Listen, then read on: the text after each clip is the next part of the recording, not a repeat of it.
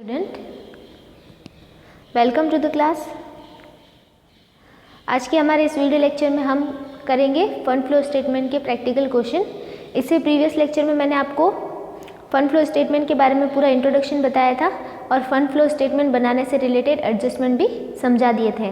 तो अभी हम इसको एक प्रैक्टिकल क्वेश्चन के थ्रू ट्राई करते हैं। तो देखिए, एक प्रैक्टिकल क्वेश्चन है इसका।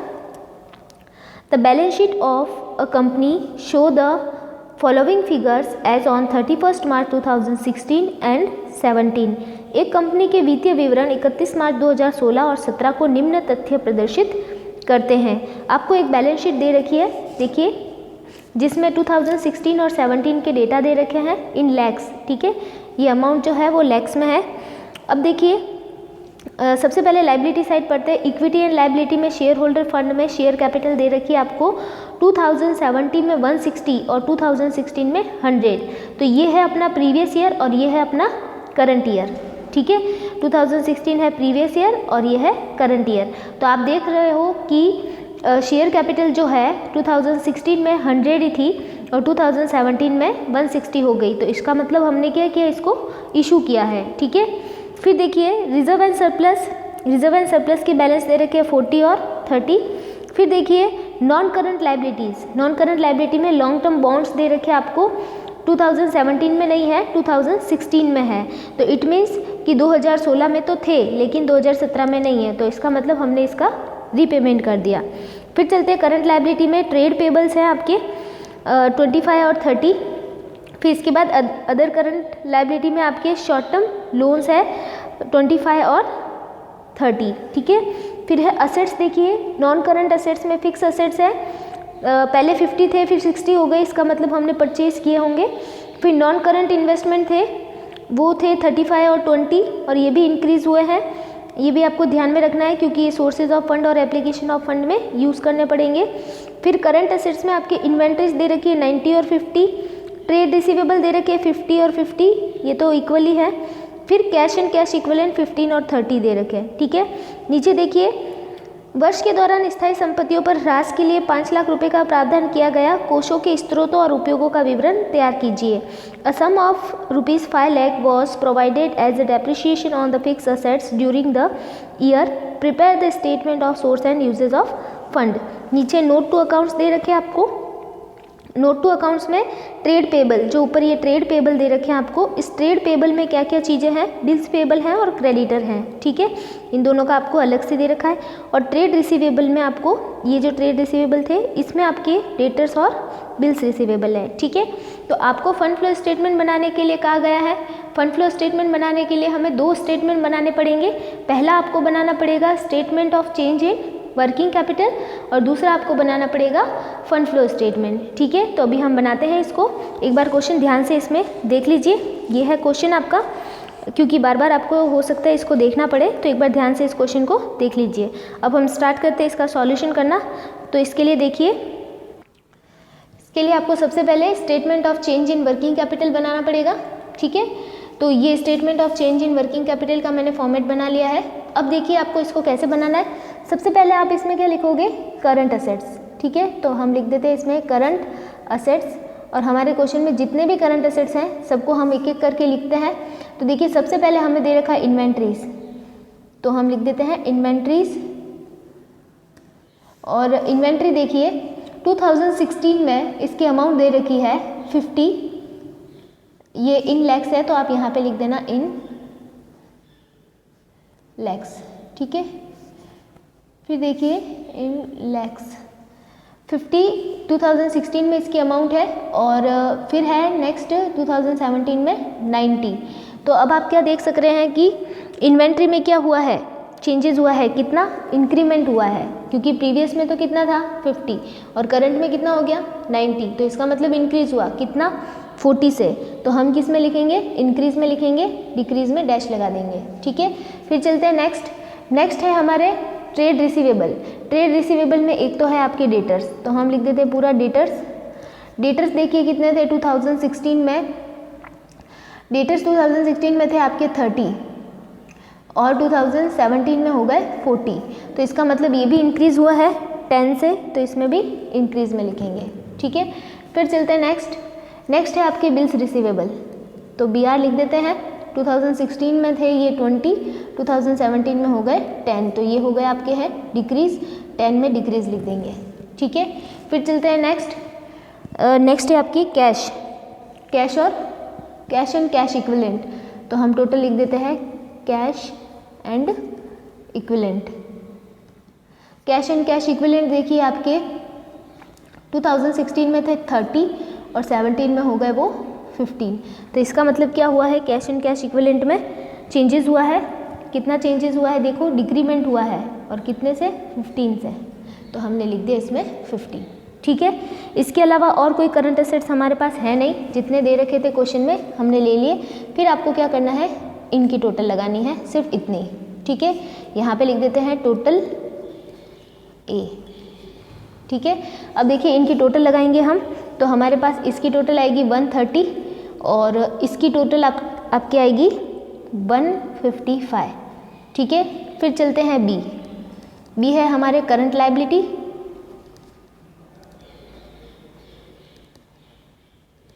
ठीक है। करंट लायबिलिटीज देखिए हमारे क्वेश्चन में क्या क्या है, एक तो है ट्रेड पेबल में है आपके बिल्स पेबल, ठीक है।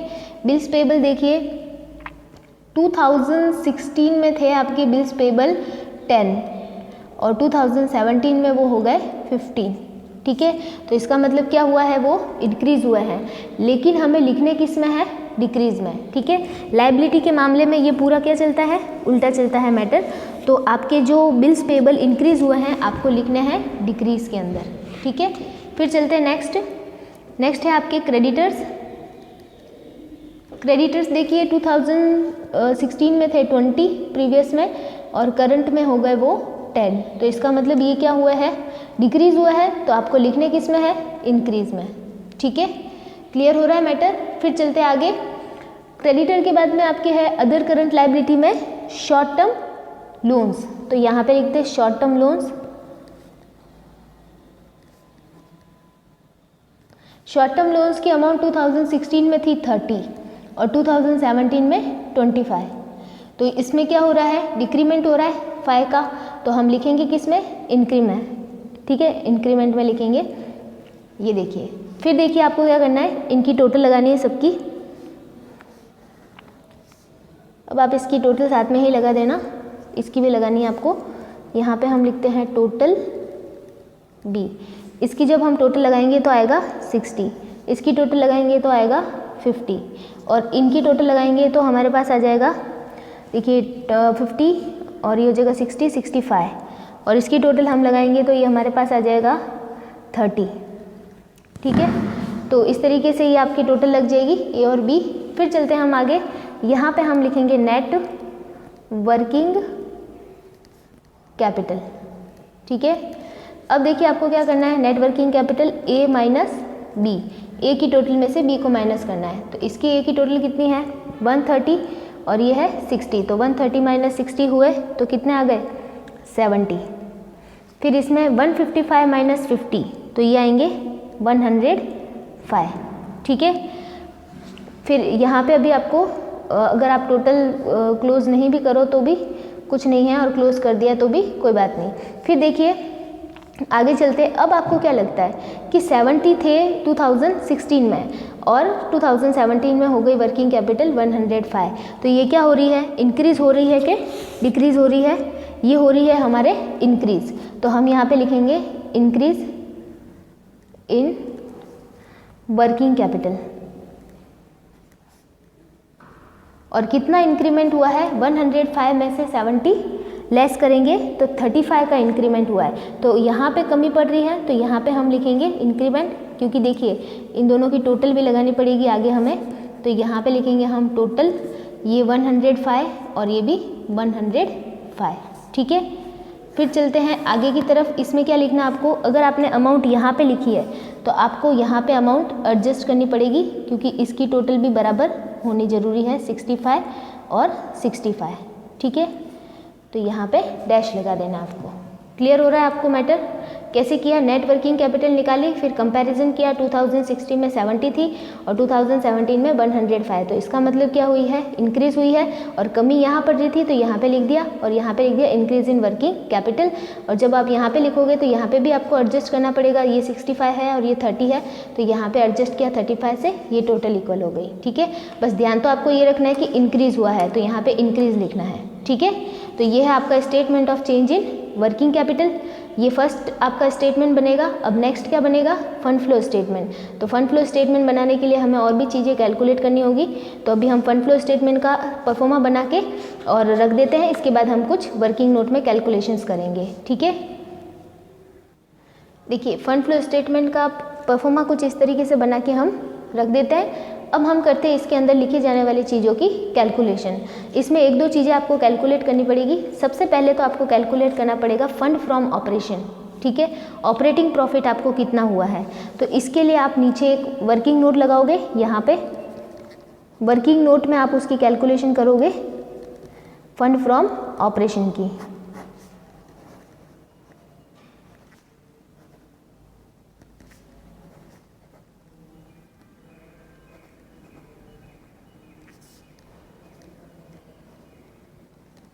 और इसके लिए आपको बनाना पड़ेगा statement of fund from operation.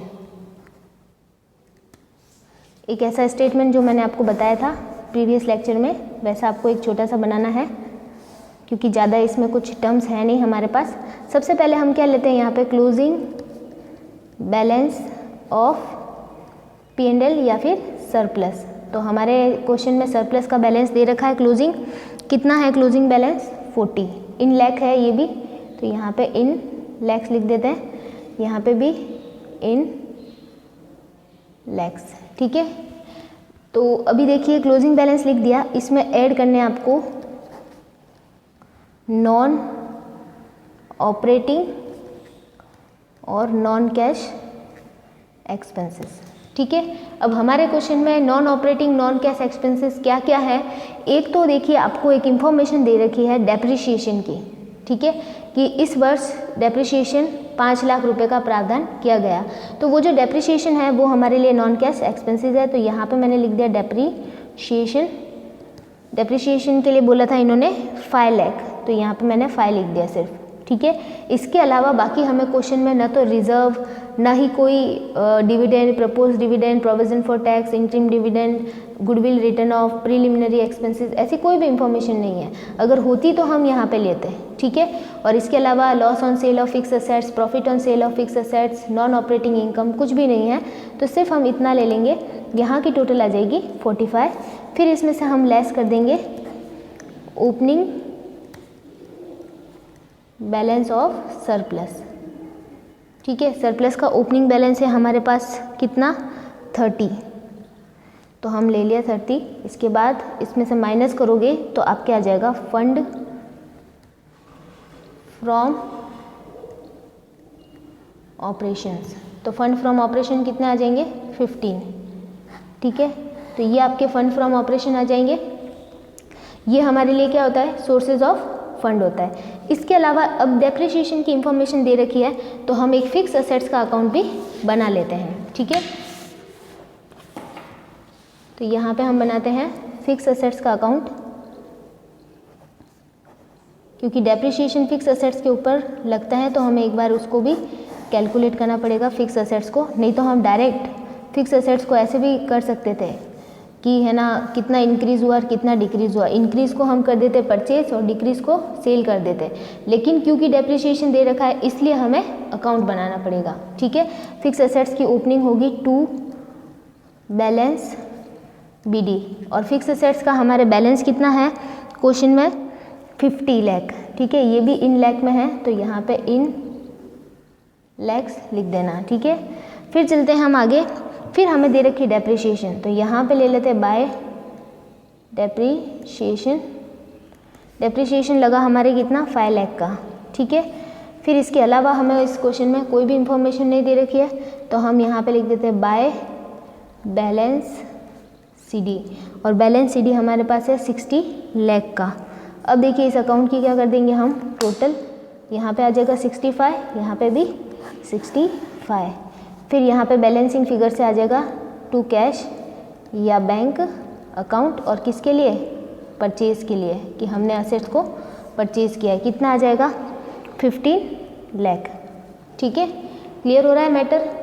ये जो फिक्स असेट्स में इंक्रीमेंट और डिक्रीमेंट हुआ है वो हम डायरेक्ट बैलेंस शीट में जो इनके बैलेंस दे रखे हैं उससे भी निकाल सकते थे, लेकिन क्योंकि क्वेश्चन में हमें डेप्रिसिएशन की इंफॉर्मेशन दे रखी है इसलिए इसके अकाउंट में डेप्रिसिएशन हमने लिखा और अकाउंट बना के फिर हमने निकाला। नहीं तो हम डायरेक्ट क्या करते, ओपनिंग बैलेंस और क्लोजिंग बैलेंस का कंपैरिजन करते और देखते कि कितना हो रहा है, 10,000 का इंक्रीमेंट हो रहा है, इसका मतलब 10,000 परचेज़ किया। नहीं, हमने 15,000 परचेज़ किया है क्योंकि 5 लाख का क्या है, 15 लाख का परचेज़ किया क्योंकि 5 लाख का डेप्रिसिएशन है। ठीक है, अभी एक्यूमुलेटेड डेप्रिसिएशन और या प्रोविजन फॉर डेप्रिसिएशन से रिलेटेड बातें हम दूसरे क्वेश्चंस में करेंगे जिसमें वो आएगा। अभी मैंने आपको सिर्फ नॉर्मल डेप्रिसिएशन दे रखा हो तो असेट्स का अकाउंट बना के और फिर आपको परचेज या सेल निकालना है, बस ये बात आपको ध्यान में रखनी है। अब चलते आगे। अब देखिए हमने 2 चीज़ें निकाल ली है, अब हम आ जाते हैं फंड फ्लो स्टेटमेंट में। अब फंड फ्लो स्टेटमेंट में सबसे पहले हम क्या लिखते हैं, सोर्सेज ऑफ फंड, तो ए लिखते हैं हम सोर्सेज ऑफ फंड। ठीक है, सोर्सेज ऑफ फंड में सबसे पहला जो आता है वो आता है ऑपरेटिंग प्रॉफिट या फिर फंड फ्रॉम ऑपरेशन, दोनों में से जो भी आप नाम लिखना चाहो वो लिख देना। ऑपरेटिंग प्रॉफिट हमें कितना हुआ था 15 का, वो हमने लिख दिया। अब देखिए, अब हमें सोर्सेज ऑफ फंड में क्या क्या लेना है।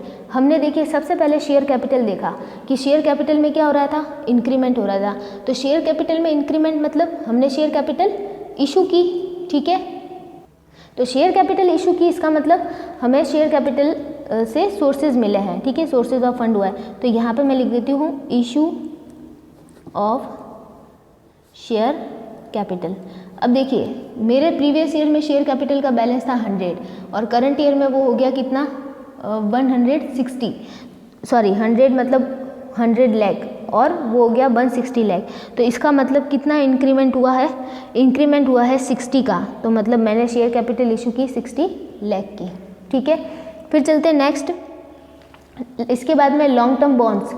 लॉन्ग टर्म बॉन्ड्स देखो, रिजर्व सरप्लस तो हो गया फंड फ्रॉम ऑपरेशन के लिए, और फिर लॉन्ग टर्म बॉन्ड्स है। लॉन्ग टर्म बॉन्ड्स का हमने क्या किया है, पेमेंट किया है, तो इसका मतलब वो तो एप्लीकेशन ऑफ फंड में जाएगा। फिर करंट लाइबिलिटीज सारी हो गई statement of change in working capital में। अब आ जाते हैं असेट्स की तरफ। असेट्स में देखिए फिक्स असेट्स, फिक्स असेट्स तो हमने परचेज किए, तो इसका मतलब वो क्या हो गया हमारे एप्लीकेशन ऑफ फंड। फिर बात करते हैं इन्वेस्टमेंट की। इन्वेस्टमेंट का प्रीवियस ईयर का बैलेंस है 20 और करंट ईयर का बैलेंस है 35, तो इसका मतलब ये भी हमने क्या किया है, परचेज किए हैं, तो ये भी आपके एप्लीकेशन ऑफ फंड में चले जाएंगे। फिर बात करते हैं करंट असेट्स की, तो करंट असेट्स हमने ले लिया है statement of change in working capital में। ठीक है, तो अभी देखिए यहाँ क्या आ जाएगी आपके टोटल, ये हो जाएगी टोटल आपके 75 की। अब चलते हैं हम नेक्स्ट बी की तरफ। बी है आपके एप्लीकेशन ऑफ फंड।